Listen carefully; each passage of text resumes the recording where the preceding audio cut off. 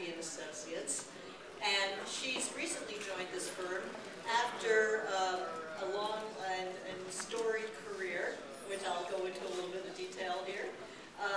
Quinn Gillespie leverages Washington's most credible and connected bipartisan government relations team and some of the sharpest minds in strategic communications to tackle public affairs and challenges for clients ranging from Fortune 500s to savvy startups to foreign governments and coalitions.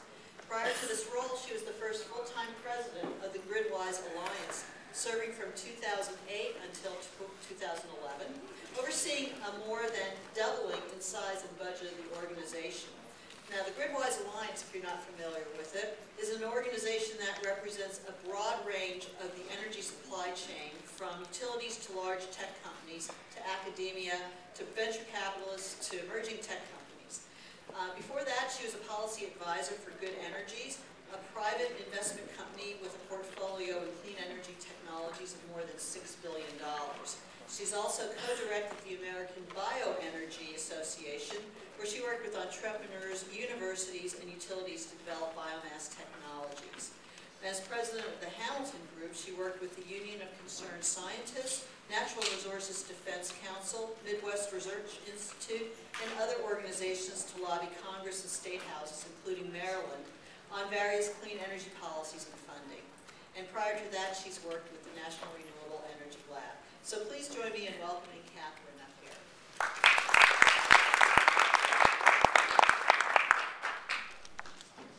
Thanks. I wore something that I could just meld into the background here, as it turned out. Somebody asked me why I picked this color, and I said because the light bulb in my closet burned out. And we don't have any incandescents in our home, and it's the only incandescent light bulb because it's on sensor. And so our closet is completely dark. And that is a very lame reason for wearing something bright, but it isn't that true. I'm here to talk about national policy and tell you that you really need to care about it. You need to care about it a lot. You may have been hearing stories about our Congress. And did anybody watch the president's speech last night or read the text of the speech? Do you feel like after hearing it or reading it that you know more about the budget than you used to, the federal budget? I mean, I actually read it and said, wow, he put some clarity around where our money goes, our federal money goes, and it's something we really need to care about. And I wanted to tell you a little bit more about, I'll talk through kind of what the policy opportunities are around SmartGrid and for entrepreneurs, and why you should care generally, and why your voices need to be heard. Here in this area, this part of the country, you are represented by people who care a lot about clean technology and care, and the state of California is just like a completely different world from the rest of the world on policy. And yet you need to care, and you need to go and have your voice be heard. That is an incredibly important thing. We have a lot of new members. We have 98 new members in the House of Representatives, and some of them have come from backgrounds like running a pizza parlor. And I'm not to say running a pizza parlor is not a great thing, but this person is on House Armed Services Committee and decides where we send our troops. We need to educate that person in a lot of ways, and this person wants to be educated. We have a lot of people like that, and they're not going away. We lost like 400 years of experience over the last 4 years in Congress. A lot of people retired, a lot of people were voted out, and those were people, granted it was like the old style, but they actually knew how things worked and how to get things done. So now we have to go in and show, explain what we do, why what we do is important, and help them also understand how you do things and how government works, or what could possibly be changed to make it work better. The good news was this afternoon, they passed the budget. I don't know if you remember last Friday, they thought they were going to shut down the government, and there was a website you could go to. It was like, isthegovernmentshutdown.com, and then you would type it in and it would go, no! That's all it said. And then you keep checking it, and at some point it was going to say yes, but it never did. So that was good. And the House voted today, and they had to get, the Speaker of the House does not have complete and total control over his caucus, because they're just all from very, very different places, and they're all coming at things differently. So he relies rely on 60 Democrats to help pass the budget that had been negotiated with the President and the Senate. And those Democrats, those 60 Democrats, waited till there was 1 minute left to the vote. And it would have been pretty fun to watch from the gallery to see what was happening in that last minute to see if it was actually going to pass. But they did pass it. So we'll get spending for the remainder of this year, and now the fight starts for 2011 fiscal year. And why do we care? About 12% of our budget is considered discretionary. And those are the projects, those are things that are education, clean energy, medical research, transportation, food safety, clean air, clean water standards, all of those things that we care about as public policy efforts outside of Medicaid, and Medicare, and Social Security, and national defense are pretty much indiscretionary, and those are the things that are getting targeted. So you all should care about this in a number of ways, part of which is that a lot of the funding, the seed funding for startups comes out of these agencies, whether it's ag or education or Department of Energy or labor. There is money that is spread throughout this country from the federal government that really does matter and does make or break different technologies. This is just, I'm going to say very quickly a little bit about SmartGrid, because I was the biggest hyper out there for SmartGrid, and I still think it is really, really important. But I work in a lot of technologies, and one of the things that Christine did not say was that I started my career at a utility as a distribution engineer, so I actually know how the system works, and I know how it runs, and know something about technology. So when people talk to me about technology, I don't just think about politics. I think about how say, if you write a piece of legislation that doesn't work physically, it almost doesn't matter what you write if it doesn't work. So that's one of the reasons I'm engaged, is to make sure that what people write doesn't have unintended consequences to the actual physical system that we operate. I liked this picture of SmartGrid because this is from ABB's website. I liked it because it was resource neutral and that it showed everything. It just shows all the systems that we have out there. And I would posit that SmartGrid is more than just the utility system, because, and I know the security guys, this is going to scare the heck out of everybody, but that this is about the water system, the gas system. This is about buildings becoming resources as well as loads. This is about transportation system. This is this entire system of systems that has to work together, and that's what's going to make us smarter and make us more efficient.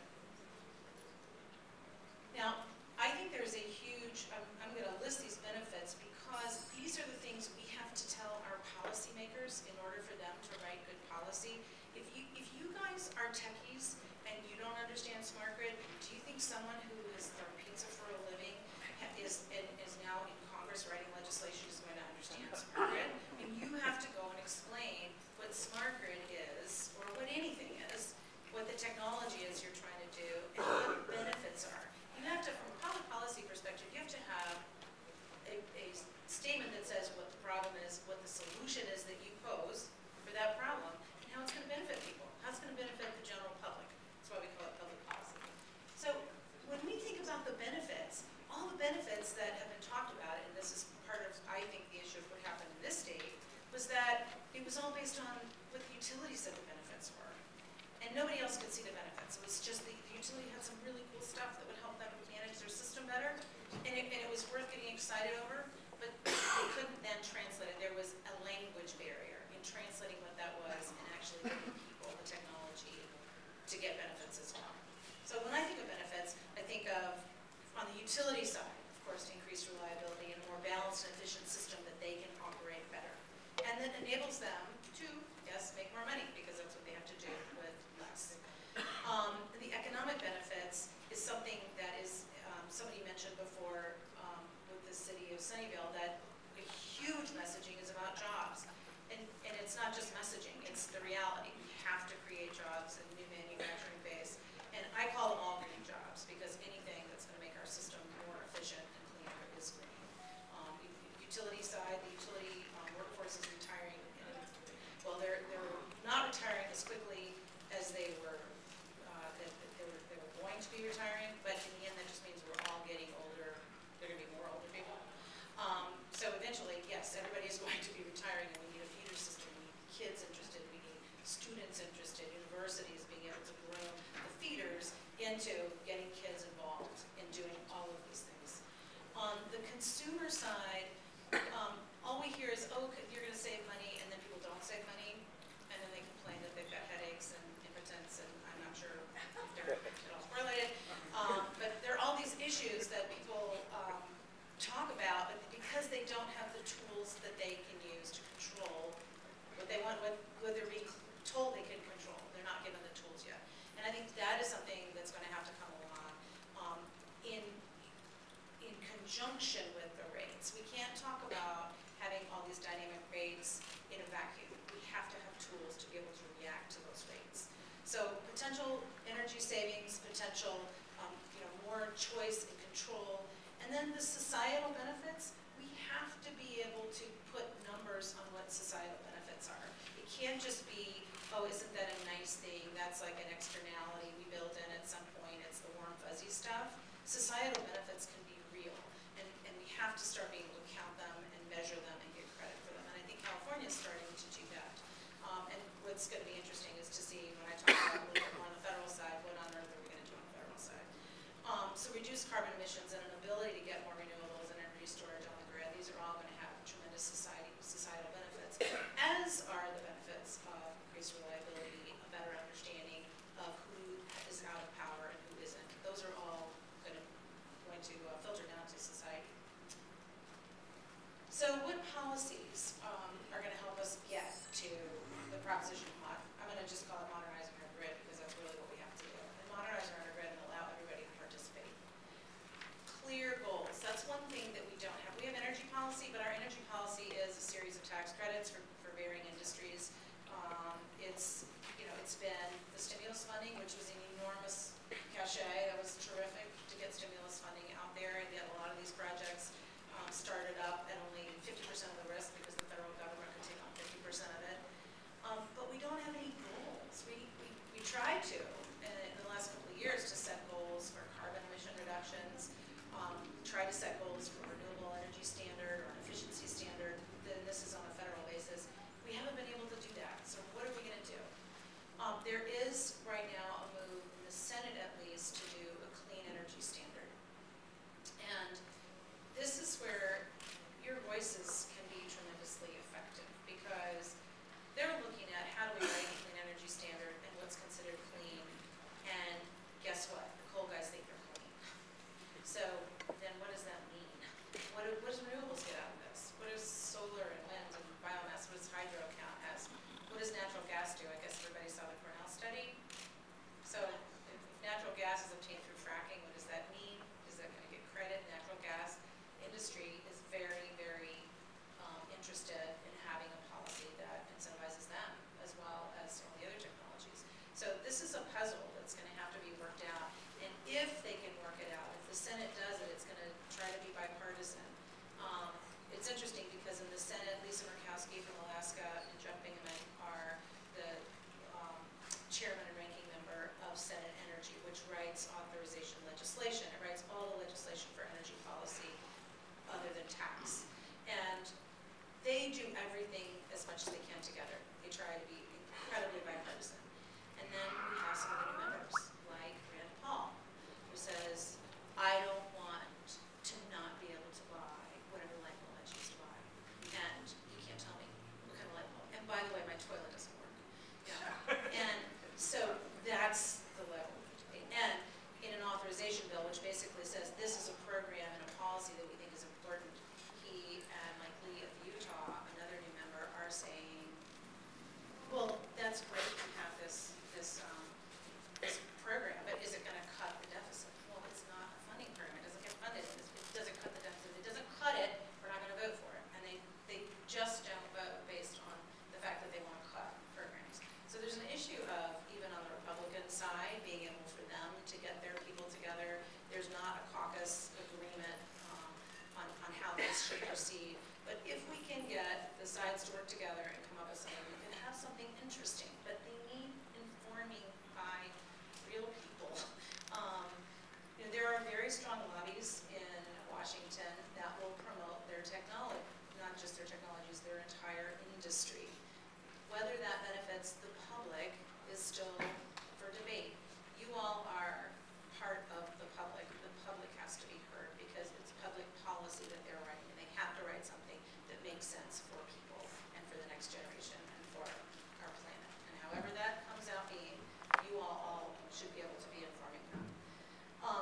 Another thing we do need tax credits for new technologies. I think if you write a clean energy standard and you take away the wind and solar tax credits, the industry is going to completely fail. They depend on those. I think we need to get energy storage tax credits. I think we need a lot of other kinds of technologies given credit to try to level the playing field, because I think in the end, the clean energy standard isn't going to do that and isn't going to push the market significantly.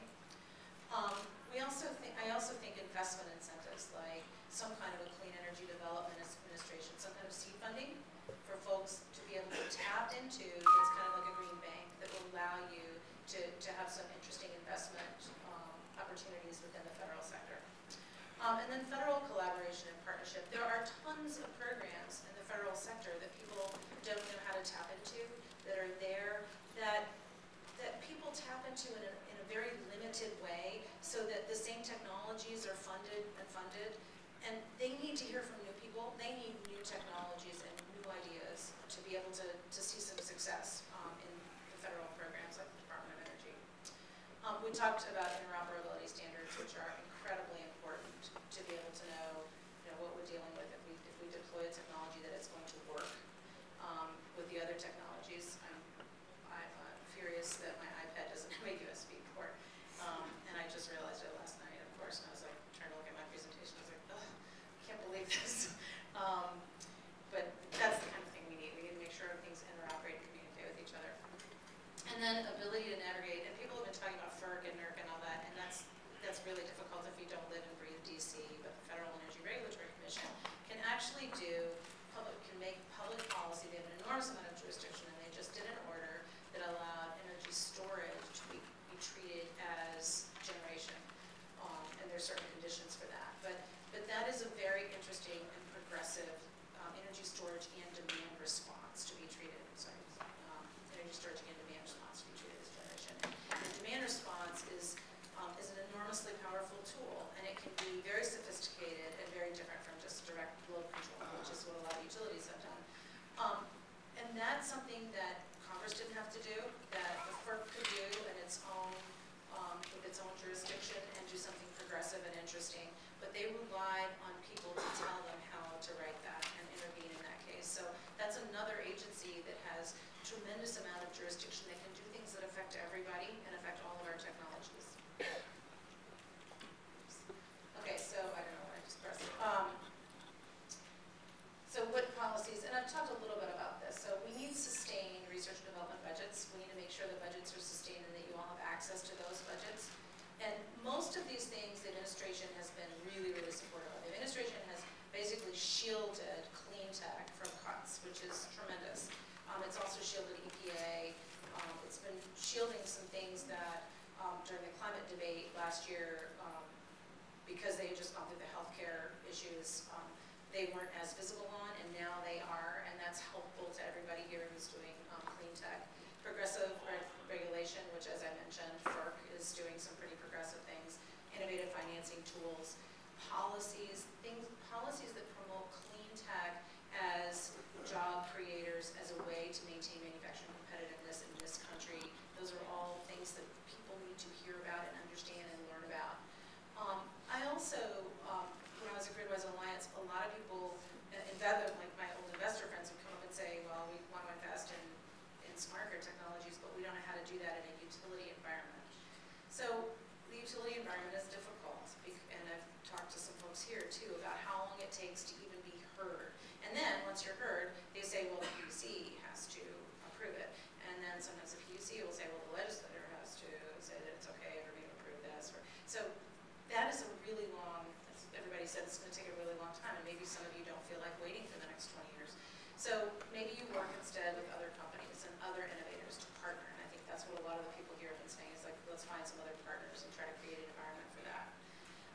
And then finally, this is not all happening, and certainly in California, it's certainly not happening without consumer input. I mean, consumers are going to at some point demand technologies that are going to enable them to control their energy use. I mean, once people start caring about it and realize that they're, that it costs money, that it's a commodity, they'll want to start having apps. On my phone, this is not my phone, but on my phone, I can access my phone account and see that every time my daughter breathes in and out, she sends a text message. So I'm on the infinite text message plan forever, and I have 4 kids, so she's only 1, but she's the worst. So I know exactly how much it costs me to have 5 or 6 phones in our house and how much everybody is using. And I think at some point people are going to say, look, we need this for electricity too, this is ridiculous. Why do we not know? Why do we have to wait till the end of the month? Although I will say, I met some folks in the Czech Republic, they get their bill at the end of the year, once a year, and they either owe or they get a check at the end of the year. So I would just say, I guess our system is better than that. But at some point people are going to start demanding this, and that's when I think that is where technology can jump in. I don't think necessarily you have to, folks who are trying to find things that consumers can use, I don't think you have to go to the utility to do that. I think you can do that through the consumer side and not even worry about the utility. Sometimes, the utility will have to respond to the consumers at some point, but maybe they're not the best people to do that. Maybe they don't know how to speak the language of the consumer. That's never been their job before. To expect them to do it now, maybe a little unrealistic. So I think the consumers at some point are going to do something. And we need to give the consumers some public policy that makes sense, like providing them access to their data, like providing them an ability to let other people use their data if they want them to. So those are public policies that make sense for consumers. Ooh, this is a good question. And so, will Congress even listen? I think they will. I think that there's a lot of educating to do. I think that right now there's a lot of politics being played and ideological things that are being pushed that when the folks that have been elected there realize that they're actually programs that they are deciding to fund or not, and that they affect people and that they affect business and that they affect our economy, they're going to start paying attention. But they'll only do that if people engage and people don't participate and tell them what's going on, so that it's not just a bunch of rhetoric that occurs on cable shows, but that instead it's real people telling their members of Congress, who are also people and who function in their community, what they need to think about and what's important and what public policies they need to pay attention to. So I don't know if I've, if I've given, you all have, if you're in this Silicon Valley, you have members that really do care and do listen and get it, but that's not everywhere. And I think we need to engage on a much broader level. And for those of you who may be here, but maybe want to deploy your technology elsewhere, if you're partnering with a company that's located in Tennessee, figure out who the reps are, who the senators are there, and try to engage them and let them know what you're doing and let them know how important it is to our society as a whole that your technology is able to get deployed and that public policy is written that will not inhibit you from doing that. And that's what I worry about, is that things will be done that will inadvertently inhibit progress, and we do not want that to occur. One of the technologies, because John Skinner kept talking about O-Power, and I love O-Power, I've known those guys for a long time, when it was like 2 guys with a good idea, and now there's like 180 guys with a good idea. But another technology I wanted to mention was Earth Aid, and I have no investment in this company. All I know is I know of these guys and they came and talked to me. And this is just an example of something that kind of goes outside the box. Earth Aid is energy efficiency. You go online, you sign up, it's free, and they give you coupons when you prove that you save energy. Now, I would say that for some members of our society, they don't care how much energy their neighbor uses, that instead they would much rather get a cupcake.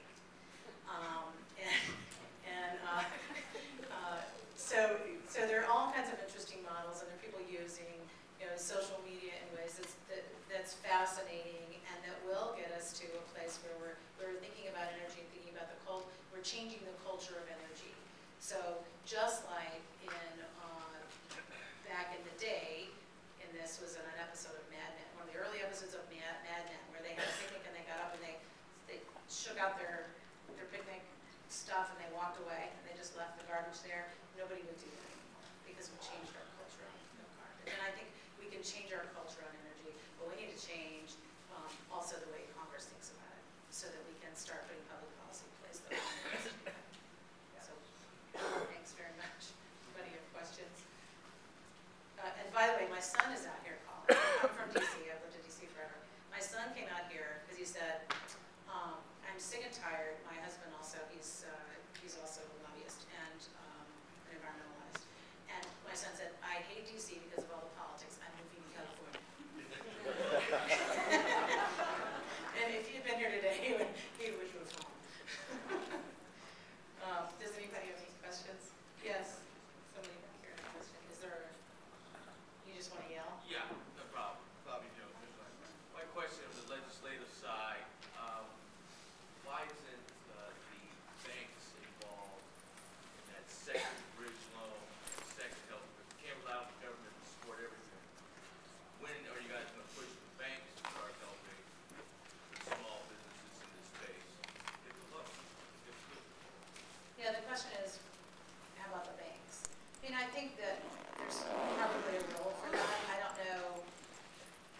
If that is an idea that we can float to Congress, that they should put, I don't know how Congress is going to put pressure on the banks, honestly, to do that. But if there's a public policy initiative that we could do that would involve the banks, I think that would make all kinds of sense. I mean, the Department of Energy has been trying to do loans, loan guarantees, and it's very, very difficult for them to do it. So banks, it's not so difficult. So you're right, we should probably change the model.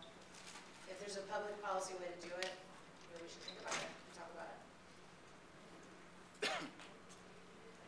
Yes? My question is about the funding that the government can make available to entrepreneurs. So do the entrepreneurs have to work with the lobbyists to access government funds, or is there a straightforward process? Yes, of course you do. I'm a consultant. No, you don't have to work with lobbyists to do that. There are programs, you can look at the Department of Energy website, they put out RFPs all the time to do various funding initiatives. Certainly if you find somebody who lives and works in DC who can help you navigate that, that's always beneficial, but no, you don't need somebody to do that for you. You can certainly go on the website, and I'm happy to walk anybody through it who wants to look and see what the funding opportunities are, and then kind of how you get to those and how you pitch yourself. We kind of looked into that route. It didn't seem, it was kind of okay, and we sort of had to talk. That was transparent in government as we think we do? We had to talk. That's stunning. So we talked to some lobbyists, and of course it turns out that we have to pay them. Oh my gosh, everybody's going to make money. And so, the conclusion we came to get any U.S. government funds, you have to have a lot of money first, and then you go get U.S. government funds. That's terrible. I mean, that's So the rich can get richer.